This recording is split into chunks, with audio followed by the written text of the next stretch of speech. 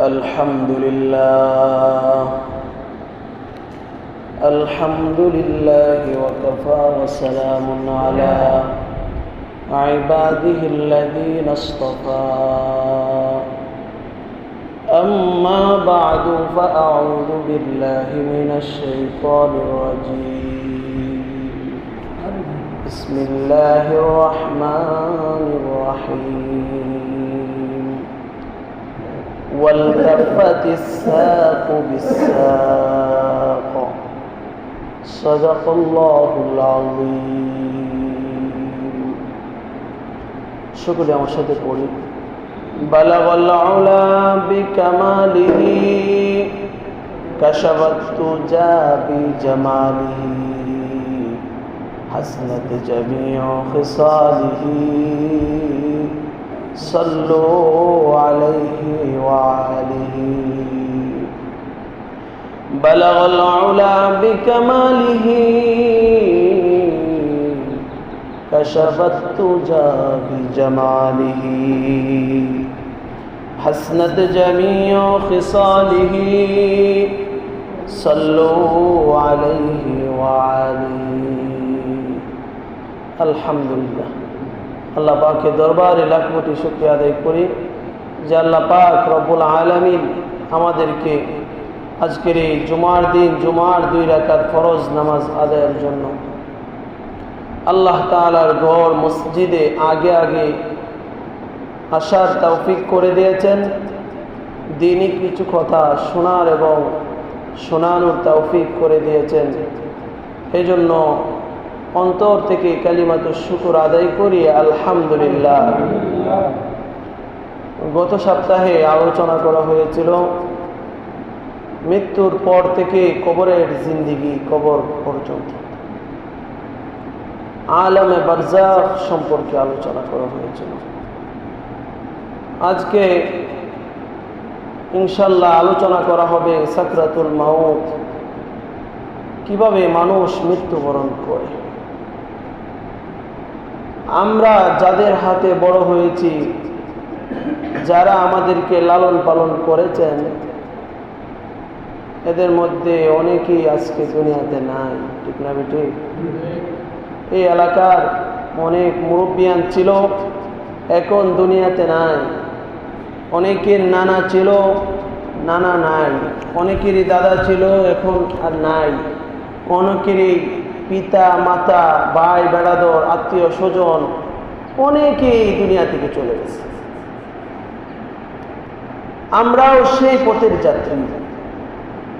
আল্লাহ পাক রব্বুল আলামিন কোরআনে বলেন, আল্লাযীনা ইযা আসাবাতহুম মুসীবাতুন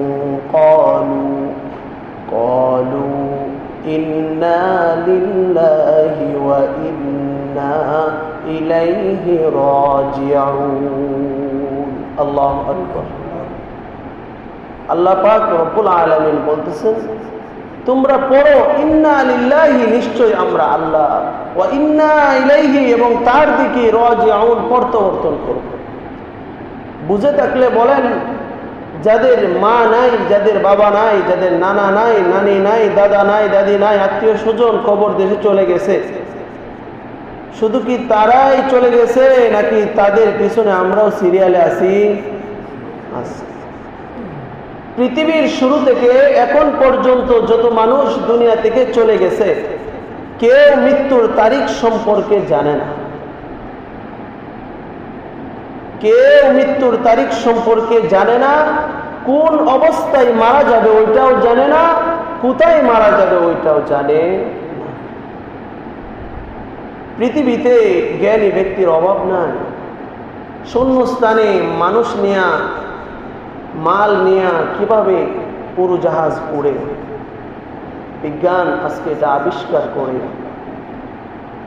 এক দেশ থেকে অন্য দেশে হাওয়ার উপরে বাসে চলে যাইতেছে, শূন্যস্থান দিয়ে চলে যাইতেছে। সারা পৃথিবীর সকল বিজ্ঞান একসাথে হয়েও তিনটা জিনিস আবিষ্কার করতে পারে না। এক নম্বর, তুমি কোন দিন মারা যাবে। এই তারিখ কারো জানা নাই। কিভাবে মারা যায়বা এটাও কারো জানা নাই। কোন জায়গায় মারা যায়বা এটাও কারো জানা নাই, কেউ জানে না। যিনি মারা যাবেন উনিও জানে না, আর যিনি জান কবজ করবেন হযরত আজরাইল আলাইহিস সালাম তিনিও জানে না। আলোচনা বুঝে থাকলে বলেন, আজরাইল কি জানে আপনার কোন দিন মৃত্যু? জানে না। আপনি কি জানেন আপনার কোন দিন মৃত্যু? আপনার জানা নেই। তাহলে প্রশ্ন দ্বারা আজরাইলও জানে না কোন দিন আমাদের মৃত্যু, আমরাও জানি না আমাদের কোন দিন মৃত্যু। তাহলে মৃত্যু আসে কিভাবে? ঠিক না বেঠিক? তাহলে মৃত্যু আসে কিভাবে? যদি মরণ বুঝতে হয় তাহলে আমাদের জীবন বুঝতে হবে। জীবন কাকে বলে? জীবন কিভাবে চলতেছে? আপনি যদি ঠান্ডা অনুভব করতে চান তাহলে এই গরমের সময়টাকে অনুভব করতে হবে। ঠিক না বেঠিক? এই গরম পার হয়ে যখন আমাদের ঠান্ডা শীতকাল চলে আসবে তখন আমরা বুঝতে পারি ওইটা ছিল গরম আর এটা হলো ঠান্ডা। মেরে ভাই দুস্থ বুজুর্গ, মৃত্যু বুঝতে হলে জীবন বুঝতে হবে। আমরা জীবনকে মনে করি যে আমরা আল্লাহ পাক রব্বুল আলামিন আমাদেরকে বাঁচিয়ে রাখার জন্য লক্ষ লক্ষ নিয়ামত রাজি আমাদেরকে দিয়েছে। ঠিক না বেঠিক? আমরা বেঁচে থাকার জন্য আল্লাহ তাআলার নিয়ামতের অনেক প্রয়োজন, কিন্তু সেই নিয়ামত আমরা পাওয়ার যোগ্য না। সেই নিয়ামত পাওয়ার জন্য আমাদের বাধা সৃষ্টি হয়। এবার কি বাধা? বাধা হইল গুনাহগারের জন্য গুনাহ বাধা, মুনাফিকের জন্য মুনাফিকি বাধা, কাফেরের জন্য কাফিরি বাধা, মুশরিকের জন্য মুশরিকি বাধা। এই বাধার কারণে মানুষ নিয়ামত পাওয়ার যোগ্য না, কিন্তু আল্লাহ পাক রব্বুল আলামিন সেই নিয়ামত আমাদেরকে দিয়েছে। সুবহানাল্লাহ পড়বেন না? একটা মানুষ বেঁচে থাকার জন্য পানির দরকার। ঠিক না বেঠিক? একটা মানুষ বেঁচে থাকার জন্য খাবারের দরকার। একটা মানুষ বেঁচে থাকার জন্য আল্লাহ পাক রব্বুল আলামিনের অসংখ্য অগণিত নিয়ামত থেকে একটা বড় নিয়ামত অক্সিজেনের দরকার। এবার আপনাকে আমি যদি প্রশ্ন করি এই তিনটা বিষয় আপনার কাছে কেমনে আসে, তাহলে আপনারা বলবেন আমরা মোটরে সুইচ দেই, ট্যাঙ্কিতে পানি আসে, জমিতে ফসল ফলায় আর ওই জায়গা থেকে আমাদের ফসল আসে, আর বাতাস তো অটোমেটিক আসতেছে। এটা আমাদের সম্পূর্ণ ভুল ধারণা। মৃত্যু কিভাবে আসে এটা বুঝতে হলে আমাদের তিনটা বিষয় বুঝতে হবে। মানুষ কিভাবে জীবিত, আর মাখলুকাত কিভাবে জীবিত, আজরাইল সম্পর্কে একটু ধারণা। তাহলে মৃত্যু কিভাবে আসে এটা বুঝতে হলে কি কি বুঝতে হবে? মানুষ কিভাবে বেঁচে আছে, যত প্রাণী আছে তারা কিভাবে বেঁচে আছে, আজরাইল সম্পর্কে একটু ধারণা আমাদের নিতে হবে। তাহলে সহজেই বুঝে আসবে যে মৃত্যুর তারিখ জানা নাই, স্থান জানা নাই, অবস্থা জানা নাই, তারপরে মৃত্যুটা আসে কেমনে এটা বোঝা খুব সহজ হয়ে যাবে। তাহলে আমরা 1 নাম্বার আলোচনা করতেছি মানুষ কিভাবে বেঁচে আছে। আমরা মনে করি মোটরে সুইচ দিলে পানি আসে, কলে চাপ দিলে পানি আসে। না, জমিতে ফসল করলে আমরা ফসল খাইতে পারি, এটাও ভুল। আমরা যখন চলি, হাঁটি, শুয়ে থাকি, সবসময় বাতাস আমাদের নাকের কানায় আসে, চলে যায়, এটা আমাদের ভুল। আল্লাহ পাক রব্বুল আলামিন বলেন লাহু মুআক্কিবাতুম মিন বাইনি ইয়াদাইহি ওয়া মিন খালফিহি ইয়াহফাযুনাহু মিন আমরিল্লাহ। আল্লাহু আকবার। আল্লাহ পাক রব্বুল আলামিন বলে তোমরা যে ধারণা নিয়ে জীবনে বেঁচে আছো এটা সম্পূর্ণ ভুল। তোমাদের গুনাহ তোমাদেরকে নিয়ামত থেকে বঞ্চিত করেছে, তোমাদের মুনাফিকির কারণে মুনাফিকরা আল্লাহ পাক রব্বুল আলামিনের নিয়ামত পাওয়ার যোগ্যতা হারিয়েছে। মুশরিক হওয়ার কারণে আল্লাহ পাক রব্বুল আলামিনের নিয়ামত পাওয়ার যোগ্যতা হারিয়েছে। কিন্তু তোমাদেরকে আমি বাঁচায়া রেখেছি। আল্লাহ পাক রব্বুল আলামিন বলেন, হাজারো ফেরেশতা তোমাদের খাদেম বানিয়ে দিয়েছি। আল্লাহ পাক রব্বুল আলামিন মানুষের জন্য হাজার হাজার ফেরেশতা, যারা মাসুম, যাদের কোনো গুনাহ নাই, এমন ফেরেশতাদেরকে মানুষের খিদমতগার বানায় দিয়েছে। মানুষ একা একা বাঁচতে পারে না। আল্লাহ পাক রব্বুল আলামিন ফেরেশতাদের মাধ্যমে তোমার খাবারের পানি ব্যবস্থা করতেছে। আল্লাহ পাক রব্বুল আলামিন ফেরেশতাদের মাধ্যমে তোমার জমি থেকে ফসলের ব্যবস্থা করতেছে। একসাথে জমি করেছে, একজনের জমিতে 8 মণ ধান হয়েছে, আরেকজনের জমিতে 5 মণ ধান হয়েছে। ব্যবধান আছে না নাই? আল্লাহ পাক রব্বুল আলামিন ফেরেশতাদের মাধ্যমে তোমাদের রিজিকের ব্যবস্থা করেন। সুবহানাল্লাহ। আল্লাহ পাক রব্বুল আলামিন ফেরেশতাদের মাধ্যমে বাতাসের ব্যবস্থা করেন। এই হলো মানুষের জীবন।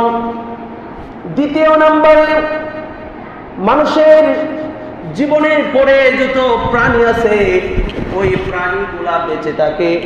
তুসাব্বিহু লাহুস সামাওয়াতু ওয়াল আরদু ওয়া মান ফীহিন। মানুষের মতো এদের মেধা নাই, এরা কাজ করেও খায় না। আল্লাহ পাক রব্বুল আলামিন শুধু তাদেরকে রিজিক দেন জিকিরের মধ্যে। সুবহানাল্লাহ।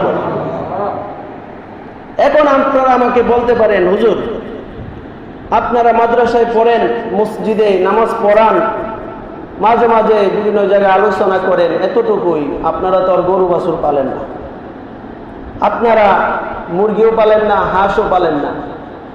তাহলে আপনারা থেকে হাঁস সম্পর্কে আমার ধারণা বেশি, আপনার থেকে গরু সম্পর্কে ধারণা বেশি, আপনার থেকে হাঁস সম্পর্কে আমাদের ধারণা বেশি। আপনি কেমনে বললেন যে তারা জিকির করে? আমরা তো শুনি হাম্বা হাম্বা করে, আমরা শুনি ভে ভে করে ছাগল, মুরগি সেও সেও করে, মুরগা ডাক দেয়, ঠিক না ঠিক? এই কথার জবাব আল্লাহ পাক দিয়েছেন। وَإِن مِّن شَيْءٍ إِلَّا يُسَبِّحُ بِحَمْدِهِ وَلَكِن لَّا تَفْقَهُونَ تَسْبِيحَهُمْ। আল্লাহ পাক রব্বুল আলামিন বলতেছেন, ওরা হাম্বা হাম্বা বলে না, ওরা জিকির করে, কিন্তু তোমাদের এই বুঝার ক্ষমতা নাই। সুবহানাল্লাহ বলেন। এটা বোঝা খুব সহজ। বাংলাদেশে মানুষের সাথে যদি আরবিতে কথা বলেন সকলেই বুঝবে। তাহলে মানুষ হয়ে মানুষের কথা বুঝেন না, আপনি মানুষ হয়ে পশুর কথা না বোঝাটা কি অস্বাভাবিক না স্বাভাবিক? স্বাভাবিক। তাহলে পৃথিবীতে যত মাখলুকাত আছে মানুষ ব্যতীত, তারা কিভাবে চলে, তারা কিভাবে বেঁচে থাকে? তাসবিহের মাধ্যমে। সুবহানাল্লাহ। এবার আমরা মৃত্যু কিভাবে আসে এটা বোঝার জন্য তৃতীয় আলোচনা করব হযরত আজরাইল আলাইহিস সালাম সম্পর্কে।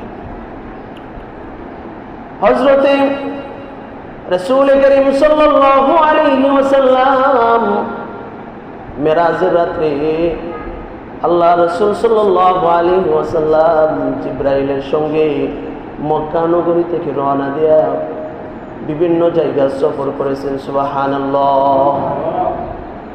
আল্লাহ রাসূল সাল্লাল্লাহু আলাইহি ওয়াসাল্লাম মেরাজ থেকে এসে বলে, ও আমার সাহাবায়ে কেরাম, আমি যখন প্রথম, দ্বিতীয়, তৃতীয়, চতুর্থ, পঞ্চম, ষষ্ঠ, সপ্তম আসমান পাড়ি দিলাম, তার উপরে একটা শূন্যস্থানের মধ্যে একটা অফিস দেখতে পারলাম। আমি জিজ্ঞাসা করলাম, জিবরাইল এই অফিসটা কার? জিবরাইল আলাইহিস সালাম বলে, এটা হলো মিকাইল আলাইহিস সালামের অফিস। সুবহানাল্লাহ। হযরত মিকাইল আলাইহিস সালাম এখানে বসে সারা পৃথিবীর যত বৃষ্টির আঞ্জাম তিনি দিয়ে থাকেন। সুবহানাল্লাহ। আল্লাহ পাকের হুকুমে সারা পৃথিবীতে কোন জায়গায় কোন সময় বৃষ্টি হবে এটা মিকাইল আলাইহিস সালাম এখানে বসে পরিচালনা তিনি করতেছে। হযরত জিবরাইল আলাইহিস সালামকে নিয়ে শূন্যস্থানে আরেকটু উপরে চলে গেলেন। আরেকটু উপরে গিয়ে আরেকটা অফিস দেখতে পাইলেন। হযরতে জিবরাইল আলাইহিস সালামকে জিজ্ঞেস করলেন, জিবরাইল, ও জিবরাইল ভাই, এটা কার অফিস? জিবরাইল আলাইহিস সালাম বলতেছেন, এটা হলো হযরতে হযরতে ইসরাফিল আলাইহিস সালাম। হযরত ইসরাফিল আলাইহিস সালাম সিংহার মধ্যে মুখ লাগিয়ে বসে আছে। যখনই আল্লাহ তাআলার হুকুম হবে, আল্লাহ তাআলার হুকুমে সিংহায় প্রত্যার দেওয়ার সাথে সাথে দুনিয়াটা পাহাড়গুলা সম্পূর্ণভাবে তুলার মধ্যে উঠতে থাকবে। সুবহানাল্লাহ। আরেকটু পরে গেলে হযরত জিবরাইল আলাইহিস সালাম বলে, এটা কার অফিস? অফিসে তো কেউ নাই দেখতেছি। জিবরাইল আলাইহিস সালাম বলে, এটা আমি জিবরাইলের অফিস। সুবহানাল্লাহ। আরেকটু পরে গেলেন, আরেকটু পরে গিয়া দেখেন হযরতে আজরাইল আলাইহিস সালামের অফিস। জিজ্ঞাসা করলেন, কার অফিস এটা? বলে, এটা এমন জনের অফিস, পৃথিবীর যত মাখলুকাত আছে তার প্রাণ তিনি নিয়ে থাকেন। সুবহানাল্লাহ। এবার হযরত জিবরাইল আলাইহিস সালামের অফিস তিনি পরিদর্শন করে দেখলেন। রাসূল করিম সাল্লাল্লাহু আলাইহি ওয়াসাল্লাম বলেন, অফিসের মধ্যে আমি দেখলাম বড় একটা বোর্ড। এই বোর্ডের মধ্যে পৃথিবীর শুরু লগ্ন থেকে এই পর্যন্ত যত মানুষ এসেছে, এখন যারা আছে, অদূর ভবিষ্যতে যারা আসবে, সকলের নামগুলো এখানে লিস্টিতে লেখা আছে। সুবহানাল্লাহ। এখানে আমারও নাম লেখা আছে, তোমারও নাম লেখা আছে। ওই জায়গার মধ্যে পৃথিবীর শুরু থেকে শেষ পর্যন্ত যারা ছিল, যারা আছে, যা আসবে, সকলেরই নাম এখানে লিপিবদ্ধ আছে। সুবহানাল্লাহ। রাসূল করিম সাল্লাল্লাহু আলাইহি ওয়াসাল্লাম আজরাইল আলাইহিস সালামের আকৃতি সম্পর্কে বলেন, তার 4টা ডানা। কয়টা ডানা? একটা হলো দুইটা এইভাবে, আরেকটা হলো সামনের দিকে, আরেকটা হলো পিছনের দিকে। 4টা ডানা, 6টা সূরত। কয়টা সূরত? 6টা সূরত। সামনে পিছনে একটা মুখ, এইদিকে একটা মুখ, এইদিকে এই মাথার উপর দিকে একটা মুখ, এইদিকে একটা মুখ। 6টা সূরত হযরত আজরাইল আলাইহিস সালামের আসল সূরত। সুবহানাল্লাহ। এবার আমরা 3টা ধারণা পাইলাম। এখন এখান থেকে আমরা বুঝবো মৃত্যু কিভাবে আসে। বলেছিলাম মানুষ একা একা রিজিক তালাশ করে রিজিক পায় না। রিজিকের ব্যবস্থা যিনি করে দেন তিনি কে? আমাদের জন্য খাদেম লাগায় দিয়েছে। ফেরেশতারা আমাদের খেদমত করে, ফেরেশতারা আমাদের জন্য রিজিকের তালাশ করে করে ব্যবস্থা করে। যখন আল্লাহ পাক রব্বুল আলামিন কোরআনের মধ্যে বলেন, কুল লাউ কুনতুম, আল্লাহ পাক রব্বুল আলামিন বলেন, যখন মানুষের মৃত্যুর আগে 40 দিন সময় থাকে। কয়দিন সময় বলেন? 40 দিন সময়ের মধ্যে একদিন বাতিল করেন, তাহলে 39 দিন সময়। কয়দিন সময়? 39 দিন সময়ের মধ্যে আল্লাহ পাক রব্বুল আলামিন 3টা বিষয় অবস্থান তৈরি করেন। কয়টা বিষয়? 3টা বিষয় তৈরি করেন। 1 নাম্বার কোথায় মারা যাবে, 1 নাম্বার কোথায় মারা যাবে, কখন মারা যাবে এবং তারিখ তিনি নির্ধারণ করে দেন। সুবহানাল্লাহ। 39 দিনের মাথাতেও আজরাইল আলাইহিস সালাম জানে না। আজরাইল আলাইহিস সালাম তিনি কোন সময় জানেন? আল্লাহ পাক জন্মের শুরু থেকে বরং রূহ জগতে মানুষের কোন দিন আসবে, কোন দিন যাবে এটা নির্ধারণ করে রেখেছেন, কিন্তু আজরাইলের তা জানা নাই। হযরতে আজরাইল আলাইহিস সালামের কাছে 39 দিন, মৃত্যুর 39 দিন হয়ে গেলে হযরত আজরাইলের কাছে মৃত্যুর একদিন আগে তার যে কর্মরত ফেরেশতা আছে, ওই কর্মরত ফেরেশতা আজরাইল আলাইহিস সালামের কাছে যায়, গিয়া বলে, আমরা অমুক ব্যক্তির খেদমত করতাম, অমুক ব্যক্তির জন্য সকল কিছু আঞ্জামের ব্যবস্থা করতাম। অনেক পানি আছে, কিন্তু পৃথিবীতে তার নামের জন্য, তার জন্য কোনো পানি আমরা দেখতেছি না, পানির সংকট হয়ে যাইতেছে। পৃথিবীতে রিজিকের অভাব নাই, কিন্তু তার নামে রিজিকের অভাব, তার জন্য যে রিজিক বরাদ্দ আছে রিজিকের সংকট হয়ে যাইতেছে। পৃথিবীতে অক্সিজেনের অভাব নাই, বাতাসের অভাব নাই, কিন্তু তার নামে অক্সিজেন আমরা পাইতেছি না, অক্সিজেনের অভাব হয়ে যাইতেছে। এই কথা বলার সাথে সাথে ওই যে বলছিলাম আজরাইল আলাইহিস সালামের সামনে বড় একটা বোর্ড আছে, এই বোর্ডের মধ্যে তার নামের জায়গার মধ্যে যদি নেককার হয় নূর দিয়া চতুর্দিক থেকে ঘুরতে থাকে সুবহানাল্লাহ, আর যদি বদকার হয় তাহলে কালো একটা দাগ পড়ে। হযরত আজরাইল আলাইহিস সালাম মানুষের প্রাণ নিতে কেমন কষ্ট হয় না, কেন বলতেছি? আল্লাহ রাসূল সাল্লাল্লাহু আলাইহি ওয়াসাল্লাম বলে, একটা ফ্যামিলিতে 4 জন বসেছো, তোমার সন্তান, তুমি, তোমার স্ত্রী বা তোমার মেয়ে বসেছো খানা খাওয়ার জন্য।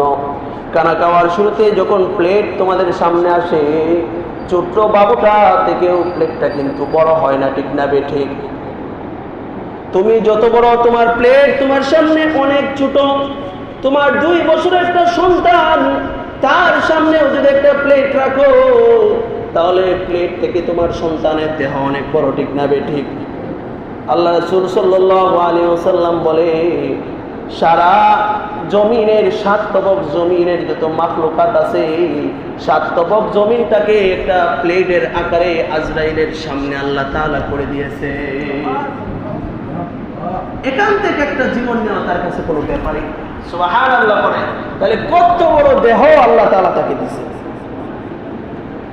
এবার মানুষ এভাবেই আজরাইলের কান পর্যন্ত পৌঁছে যায়, আজরাইলের কাছে পৌঁছে যায়। মানুষ কোন সময় মারা যাবে বুঝে যে আগামীকালকে তার মৃত্যু হয়ে যাবে, কারণ তার রিজিকও শেষ, তার বাতাসও শেষ, তার পানিও শেষ। এভাবে যত প্রাণী আছে, যত মানুষ ছাড়া যত প্রাণী আছে, 39 দিনের মাথায় তাদের জিকিরগুলা বন্ধ হয়ে যায়। যখন এই জিকির বন্ধ হয়ে যায়, জীবিত থাকার জন্য যেহেতু জিকির শর্ত, জিকির বন্ধ হয়ে যাওয়ার সাথে সাথে মৃত্যুর কুলে ডুলে পড়ে। সুবহানাল্লাহ। মেরে ভাই দোস্ত বুজুর্গ, তাহলে আমরা মোটামুটি একটা ধারণা নিলাম আমাদের মৃত্যুর খবর আজরাইল কেমনে পায়, ঠিক না ঠিক? এবার মৃত্যু কেমনে হয় এটা হলো 2 রকম। আপনার উপর নির্ভর করবে আপনার মৃত্যু কেমন হবে। আপনি যেমন করবেন আপনার মৃত্যু তেমনই হবে। আপনি যদি নেককার হন তাহলে আপনার মৃত্যুটা সুন্দর, যদি নেককার হন তাহলে আজরাইল আলাইহি ওয়াসাল্লাম আপনার কাছে আসবে, বলবে আমায় চিনছুনি। আজরাইল আলাইহিস সালাম আপনার সামনে আসবে, বলবে আমাকে চিনছুনি। তখন ওই ব্যক্তি নেককার হওয়ার কারণে বলবে আলাল মাউত। যখন বলবে আজরাইল, তখন বলবে মাল মাউত, কে তুমি? তোমাকে আমি চিনতে পারি নাই। বিভিন্ন ধরনের আলোচনা হবে। নেককার ব্যক্তি থেকে ফিরে গিয়ে আজরাইল আলাইহিস সালাম আল্লাহর কাছে বলবে, কার জান কবজ করতে পাঠাইলাম সেই ব্যক্তি তো আমাকে কোনো ভয় পায় না, সেই ব্যক্তি তো আমার সাথে আরো বিভিন্ন ধরনের কথাবার্তা বলে। আল্লাহ পাক রব্বুল আলামিন বলবে, তার নামে যে জান্নাত আছে, তার আমলের কারণে অনেক গাছ গাছালি ওই জায়গার মধ্যে হয়েছে, ফল হয়েছে। সুবহানাল্লাহ। যে ফলগুলো হয়েছে ওই জায়গা থেকে একটা ফল নাও, ওই ফলের মধ্যে লা ইলাহা ইল্লাল্লাহ এই শব্দটা লিখে তার সামনে ধরে দাও, সে বুঝতে পারবে আমি আল্লাহর মেসেজ তোমার কাছে চলে এসেছে। সুবহানাল্লাহ। জান্নাত থেকে একটা ফল নেওয়া হবে, ওই ফল নিয়ে তার সামনে ধরা হবে। সে দেখে বুঝে ফেলবে আমার দুনিয়া থেকে চলে যাওয়ার সময় হয়ে গেছে। আল্লাহ পাক রব্বুল আলামিন আমার জমির ফল দিয়ে আমাকে মেসেজ পাঠায় দিছে। সুবহানাল্লাহ। মানে তোমার ফল হয়ে গেছে, দুনিয়াতে আর তাই লাভ নাই, ওই জায়গায় গিয়া জান্নাতে বসবাস করো। সুবহানাল্লাহ। একটা হলো এক নাম, অনেক বিষয় আছে। নেককার যে ব্যক্তি হবে তার মৃত্যুর দ্বিতীয় আরেকটা বিষয় বলে দেই। দ্বিতীয় বিষয় হলো যে আনন্দের যে বিষয়, আল্লাহ পাক রব্বুল আলামিন বলেন, ইন্নাল্লাযীনা ক্বালু রাব্বুনাল্লাহু সুম্মা ইসতাকামু তাতানাজ্জালু আলাইহিমুল মালাইকাতু আল্লা তাখাফু ওয়া লা তাহজানু ওয়া আবশিরু বিল জান্নাতিল্লাতী কুনতুম তুআদুন। আল্লাহ পাক রব্বুল আলামিন যখন নেককারের জান কবজের জন্য বলেন 500 ফেরেশতা, 501 ফেরেশতা আল্লাহ পাক রব্বুল আলামিন ওই নেককার ব্যক্তির বাড়িতে পাঠায় দেন। কয়জন ফেরেশতা পাঠান জোরে বলেন? 501 ফেরেশতাকে আল্লাহ পাক রব্বুল আলামিন পাঠায় দেন। 500 ফেরেশতা 500 রকমের আতর নিজের গায়ে মাইকা আসে। সুবহানাল্লাহ। একটা আতর আর একটা আতরের সাথে কোনো মিল নাই। এবার 501 নাম্বার যিনি, উনি হাতে একটা, বাম হাতে একটা রুমাল নেন আর ডান হাতে একটা ফুল নেন। এমন একটা ফুল নেন যে ফুলের মধ্যে 500 কালার, 500 গ্রাম এই ফুলের মধ্যে আল্লাহ পাক দিয়েছেন। সুবহানাল্লাহ। এবার আল্লাহ পাক রব্বুল আলামিন ফেরেশতাকে পাঠায় দেন। ফেরেশতা এই রুমালটাকে তার তুতির নিচে রাখে। কোথায় রাখে? এই তুতনির নিচে রাখার জন্য তৈয়ার করে দিতে হবে আপনাদের তুতনাগুলোকে। কিভাবে তুতাগুলোকে আপনারা তৈরি করবেন? দাড়ি কাটে যারা, দাড়ি শেভ করে যারা, এদের তুতার নিচে জান্নাতি রুমাল বসানো হবে না। খুব সাবধান। আমল করার দায়িত্ব আপনার, এলান করার দায়িত্ব আমার। বুঝিয়ে দিতেছি, চিন্তা করে দেখেন কি করবেন। ওর এই জায়গার মধ্যে যখন রুমাল বসিয়ে দিবেন, তার পায়ের ওই জায়গা থেকে রুহু চলে আসতে থাকবে। সুবহানাল্লাহ। পায়ের আঙ্গুলের মাথা থেকে রুহুটা চলে আসতে থাকবে। আর 500 গ্রাম, 500 যে কালার, ওই ফুল দেখতে দেখতে গ্রান নিতে নিতে 500 ফেরেশতার যে 500 রকমের আতরের গ্রান নিতে নিতে তার জিন্দেগি কখন শেষ হয়ে যাবে সে বুঝতেই পারবে না। সুবহানাল্লাহ। এই রুমালের মধ্যে তার জিন্দেগির রোগ চলে আসবে। এবার দুইটা উপহার বললাম, দুইটা মুসিবতের কথা বলি। 1 নম্বর মুসিবত, যখন আপনার মৃত্যু হবে, নেককার হইলেও একটা আমল না করলে মৃত্যুর কষ্ট হবে। নেককার হইলেও মৃত্যুর আমলের একটা আমল আছে, ওই আমলটা না করলে মৃত্যুতে কষ্ট হবে। আল্লাহ রাসূল সাল্লাল্লাহু আলাইহি ওয়াসাল্লাম বলেন, যারা 5 ওয়াক্ত নামাজের আগে যারা মিসওয়াক করবে, আল্লাহ পাক রব্বুল আলামিন তাদের মৃত্যুর কষ্ট দূর করে দিবেন। সুবহানাল্লাহ। আর একটা বড় বিপদ, আর এটার সমাধান বলে দিতেছি। আপনার যখন মৃত্যুর সময় হয়ে আসবে, আপনি নেককার, কিন্তু আপনার সামনে আপনার পিতার রূপ ধরে শয়তান আসবে, আপনার আপনজনের রূপ ধরে শয়তান আসবে, বলবে তুমি আলোচনা শুনছিলে নাইমের কাছ থেকে, নাইম তো মরে নাই, কিন্তু আমি মারা গেছি। আমি জানি এই যে কালিমা, কালিমা পড়লে কোনো লাভ নাই, এই কালিমা দ্বারা কোনো ছাইরানা লাভ হবে না। ওই সময় যদি মানুষের একটা আমল থাকে, ওই আমলের কারণে সে যে শয়তান, আল্লাহ তাআলা তাকে পরিচয় করায় দিবে। সুবহানাল্লাহ।